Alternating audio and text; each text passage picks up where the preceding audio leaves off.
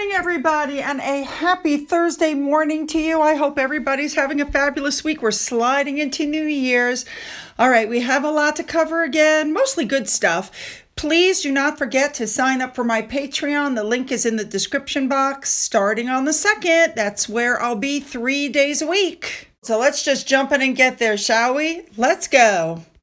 I want to start off this morning by saying thank you for the Christmas cards because more Christmas cards have arrived. And I just think it's so sweet that you guys thought of me and went out of your way to mail me a card. And I also want to send a big thank you to the Sidley twins. I was informed there was a package waiting for me and I go pick it up and there's this beautiful card inside. And then there were these boxes that were filled with sugared nuts, yogurt covered pretzels, you name it, it was in there. My waistline doesn't thank you, but I do. And I also want to let everybody know that I was on Popcorn Palace, not Planet, but Popcorn Palace with Andy Signor, in case you didn't see it. And go on there and watch and tell me what you think. We're going to start off not with the royals, but, well, I guess sort of. We're starting off with the Beckhams. Apparently, they're all in the UK enjoying Christmas together as a family. And on Boxing Day, Victoria Beckham released photos of her and her fabulous husband, David. She looks kill for that figure, let me tell you. Now, Victoria also put up on Boxing Day pictures of Brooklyn with her husband and pictures of the whole family together on a holiday. And the reason she did that is because actually on Christmas, Brooklyn and his wife, Nicola, were with her family's, her side of the family for Christmas, festivities. So Nicola, of course, went on social media. I believe was her own Instagram, and she put up pictures of her and her husband and her billionaire father and the rest of the family. They put up their own photos. So I think that's sweet also. But getting back to the Beckhams, Victoria Beckham then put up a picture because she bought David Beckham chickens and I guess a chicken coop. And when asked, what did you get David Beckham for Christmas? She said chickens and a cockerel. They're the Beckham chickens. So there you go. Very sweet. They are so cute. All right, moving on. I watched the Buckingham Palace special, the behind the scenes coronation. And people, including me, were wondering how this was done. Well, apparently they transformed Buckingham Palace into a replica of Westminster Abbey for the coronation rehearsal, which I totally could get why they did that.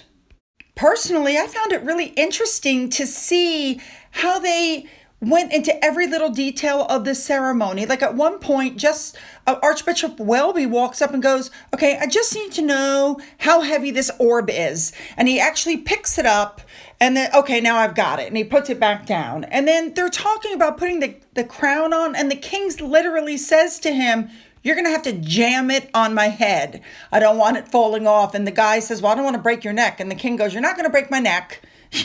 You won't, but if you don't put it on right, there's nothing I can do about it. Things like that. He got to put on the robes. They saw William playing with the clasp because everybody wanted to get it right. And I just think it's really cool that you got to see behind the scenes.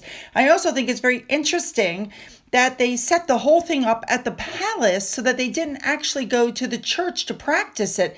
I mean, I would have thought they would have gone to the church. That would have made more sense, but okay. Listen, however they did it, I thought it was really cool because when you get down to it, what you saw is no matter the pomp and circumstance, this is a family. That's what I took from it. This is a family and they all work together. Now, of course, this was done by ITV. So what happened? The BBC said that docuseries was the strangest show in town. Guess they were upset that they weren't the ones who got to do it. They're calling it in the article the Battle of the Box because BBC, ITV, and Sky are all going toe-to-toe in a huge ratings war. So you can watch this on ITV. You can also watch it on BBC One and on iPlayer. Very interesting how that's happening. Like everybody wanted to be a part of it, but I mean, in the end, they chose to do it with ITV. And for the ratings, well, Apparently, it was the most popular program on British TV on Boxing Day. There you go. Don't tell me people aren't interested in this, because they are very interested. Now, let's not forget that Harry, in his Netflix docuseries and in interviews where he promoted the Netflix docuseries, he said that hugging and physical intimacy, which was referred to in both projects, that there was a lack of it in his family, and there was formality that existed in the monarchy.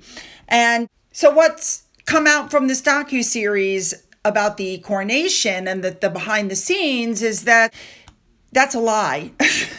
He did say in Spare that he never hugged his grandmother.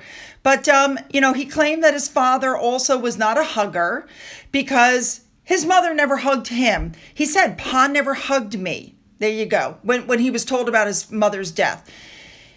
So there you go. He claims his father's not a hugger. But what's come out in the docuseries is that that's a lie, because there he is, hugging Louis, hugging George, hugging Charlotte, hugging William, kissing and hugging Catherine. And then, of course, the pictures came out of Harry being hugged and kissed by his father when he was little, when he was starting to grow up, when he became a teenager on the subs. I mean, guys, Harry is jealous. He's always been jealous, and this is his problem. That's the sole problem. All right, now let's talk about Boxing Day. Because we know that after Christmas Eve and Christmas Day, and the royal families had their meal and they go to church, and they put on these jackets, they put on some boots, which I believe are called wellies in the UK. They load up their guns and they go for a shoot. Yes, they go shooting for animals. Now, there's over 20,000 acres there. So this has been a place where people have been doing this for generations after generation. Now, Prince George has already been seen out there with Prince William in 2020. The problem is, and let me just say that Princess Kate has also taken part in the shoots, as did Prince Harry. Now, considering the fact that animal activists want this stopped, I think King Charles is going to have to look at it very carefully before they stop the tradition. Articles like this come out. Again, this is absolutely incorrect. Harry loved to shoot. Harry gave it up because Meghan didn't like it, and Harry sold off his very precious handmade hunting rifles that went for about, I think they said 50,000 pounds. Unbelievable. So he didn't stop because he disliked it. He stopped it because Meghan made him. And it's not like he hasn't killed animals in the past. Unbelievable. Yeah, wow. All right, now, next up, the royal family apparently has a dish that they like to eat for Boxing Day. You can make it in 30 minutes in one dish. I'm going to include the recipe here for you so that you can take a look at it. I don't know how you actually do it, but the whole thing will be here for you. So if you guys want to try to make this dish at home, try it. And then I would love to see how that works out for you. Seriously. The article says that it's easy to make, but I got to be honest, these instructions make it look like it's a little difficult. All right. Let's move on to Harry and Meghan. The way their PR tries to put spins on things is almost a joke. Harry and Meghan do need King Charles more than King Charles needs them, okay? This is their fifth Christmas away from the royal family. And after fishing around for an invitation, telling the king they'd like to be invited and not getting an invitation, now their PR puff pieces are coming out saying that Harry and Meghan reportedly turned down an invitation to Sandringham because they are still demanding an apology. As a matter of fact, Harry and Meghan have been told that they need to apologize to King Charles and the royal family members. The problem is, as Harry has said in previous interviews, they don't know what they've done wrong. Oh my God. Remember, Harry said during his interview with Tom Bradby, we said we would apologize for anything we did wrong. They just need to tell us what we did wrong. The fact that he wrote The Spare and they did the Oprah show and the Netflix docuseries, and he still wants somebody from the royal family to communicate to them what they did wrong. Warning signs, red flags. Now, you guys know that I usually really like these blind items, but I don't agree with this one, because what it's essentially saying is because Harry and Meghan refused to come home for Christmas, that's why they were left out of the Coronation docuseries. That's absolutely incorrect. Nope, not this time.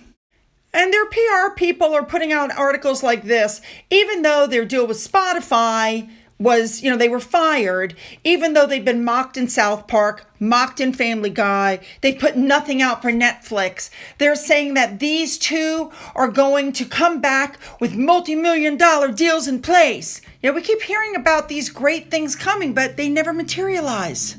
Now, in the meantime, this article came out saying that Omid Scobie damaged Harry and Meghan's prestige with the book Endgame, and they need a new PR strategy to win back the public's trust. So now they've shifted the blame to Omid Scobie. How long was that going to last, do you think? They haven't accepted responsibility for the fact that the reason the PR is failing is they haven't delivered on any of their deals and they've been proven to be liars. You know what I mean?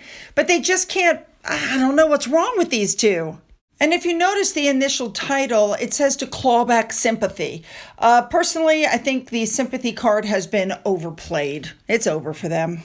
All right, you guys, you know what I'm looking for. Put those comments down, make them good. Don't forget to hit the subscribe button. If you've already done that, double check. Make sure you're still subscribed.